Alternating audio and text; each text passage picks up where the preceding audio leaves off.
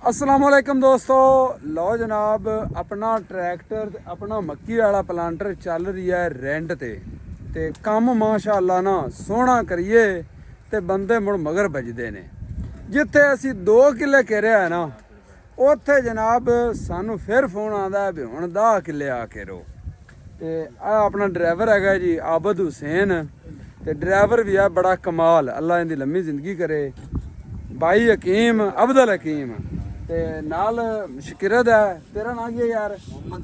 मोहम्मद उस्मान।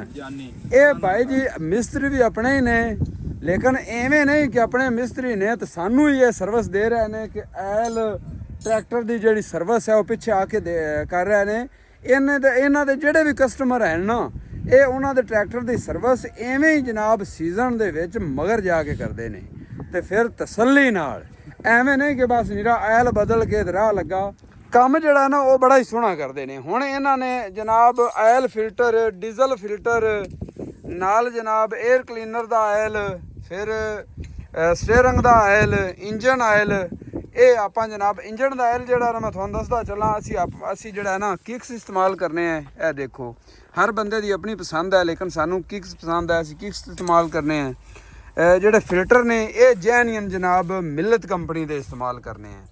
बाकी फिल्टर जोड़ा है वो जनाब मिलत का, अगर तुम ट्रैक्टर चला रहे हो तो मिलत का जैनियन फिल्टर ही इस्तेमाल करना चाहिए, क्योंकि मिलत ने जनाब फिल्टर वाला अपना लगा लिया हुण प्लांट। तो फिल्टर जोड़ा ना जैनियन मिलत का हुण बहुत ही कमाल फिल्टर आ रही है। ठीक है जी।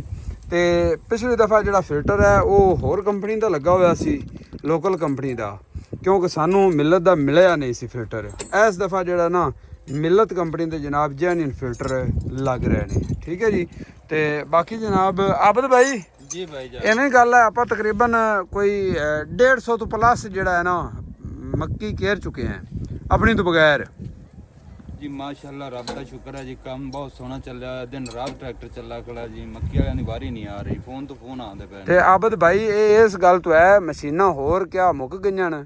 सिर्फ गल ये भी जिथे आप काम करते पे हैं, चंगा काम करते पे हैं, औजार चंगा बना होवे, काम नीयत ना करिए तो भाई जी फिर नाल आठ गवाड़ नूं भी आंदे ने लोग भी इहदे कोलों काम कराओ। हाँ जी इवें गल है ना। हाँ जी ते असी जनाब जिहड़ा तुहानूं प्लांटर दिखांदा चलां, प्लांटर असी बनवाया हुआ है 2 परियां वाला। ठीक है ना, मगर सिर्फ 4 मशीनां चलदियां ने।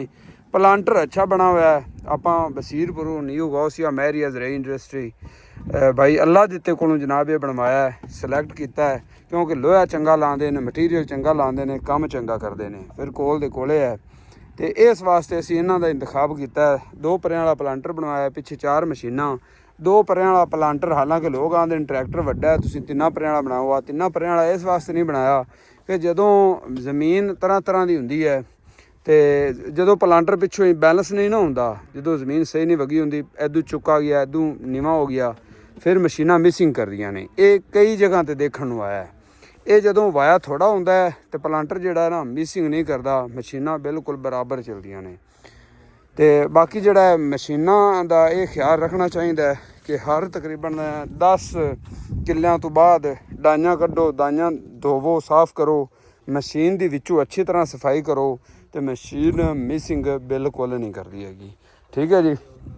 तो बाकी जनाब हुण सर्विस हो रही है ट्रैक्टर की, तो सर्विस तो बाद फिर फील्ड दे विच सर्विस हो रही है, तो फील्ड सर्विस तो बाद फिर इंशाअल्लाह इत्थे असीं कराई शुरू कर देनी है। चेक करो।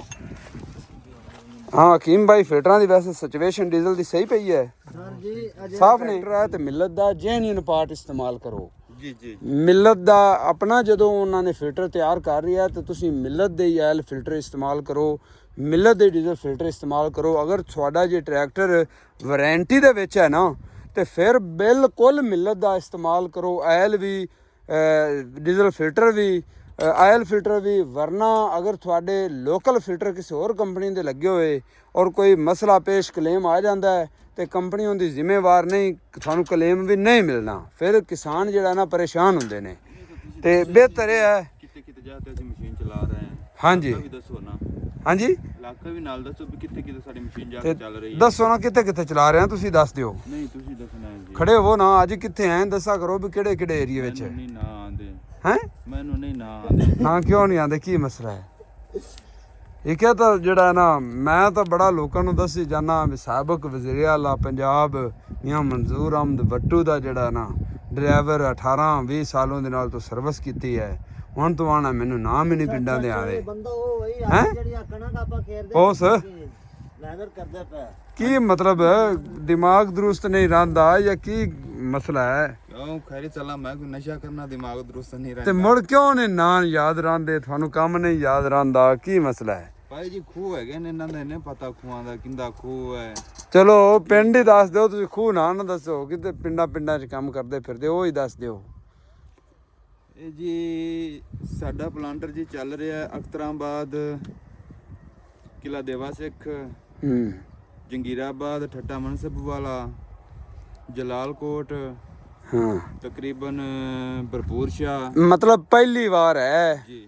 ਤੇ ਆਪਣਾ ਪਲਾਂਟਰ ਰੁਕਿਆ ਨਹੀਂ ਇੱਕ ਦਿਨ ਵੀ, ਇੱਕ ਦਿਨ ਵੀ ਨਹੀਂ ਰੁਕਾ। ਚੱਲੀ ਜਾ ਰਹੀ ਹੈ ਹਾਂਜੀ ਤੇ ਵੱਡੇ ਆਰਡਰ ਵੀ ਆਪਾਂ ਨੂੰ 200 ਕਿੱਲੇ ਦੇ ਮਿਲੇ ਆ ਲੇਕਿਨ ਉਹ ਆਪਾਂ ਰਿਜੈਕਟ ਕੀਤੇ ਆ ਵੀ ਅਸੀਂ ਨਹੀਂ ਉਹ ਆਰਡਰ ਲੈਣੇ ਕਿਉਂਕਿ ਆਪਾਂ ਨਾਲ ਆਦਾ ਕੰਮ ਵੀ ਕਰਨਾ ਹੁੰਦਾ ਹੈ। ਹਾਂਜੀ ਆਦਾ ਕਰਦੇ ਦੇ ਵਿੱਚੋਂ ਟਾਈਮ ਲੱਗਦਾ ਤਾਂ ਅਗਲਾ ਕੰਮ ਕਰੀਦਾ ਹੈ। Yes. ਠੀਕ ਹੈ ਨਾ ਜੀ। ਯੈਸ ਤੇ ਚਲੋ ਓਏ ਉਹ ਬੁੱਢਾ ਸ਼ੇਰ ਅੱਲਾ ਦੇ ਬੰਦਿਆ ਹੋ ਵੇਖਾਂ ਬੁੱਢਾ ਸ਼ੇਰ ਅੱਗੇ ਜਨਾਬ ਟਰੈਕਟਰ ਪਿਆ ਹੋਇਆ ਹੈ 385 ਠੀਕ ਹੈ ਜੀ 385 ਅੱਗੇ ਆ ਤੇ ਪਿੱਛੇ ਹੈ ਜਨਾਬ ਬੁੱਢਾ ਸ਼ੇਰ ਬਿਲਾਰਸ ਆਲੂ ਦੀ ਪਟਾਈ ਹੋ ਰਹੀ ਹੈ ਨਾਲ ਇਹ ਵੈਸੇ ਜਿਹੜਾ ਨਾ ਐਗਰੀਮੈਂਟ ਵਾਲਾ ਆਲੂ ਆ ਮੈਂ ਉਹਨਾਂ ਬੰਦਿਆਂ ਕੋਲ ਗਿਆ ਬੜੇ ਚੰਗੇ ਰਹਿ ਗਏ ਨੇ ਸੰਤਾਨਾ। ਹਾਂ ਉਹਨਾਂ ਦੇ ਬਾਬਾ ਜੀ 4800 ਦੀ ਬੋਰੀ ਵਿਕੀ ਹੈ ਹਕੀਮ 4800 ਦੀ ਬੋਰੀ ਵਿਕੀ ਪਈ ਹੈ ਹਾਂਜੀ।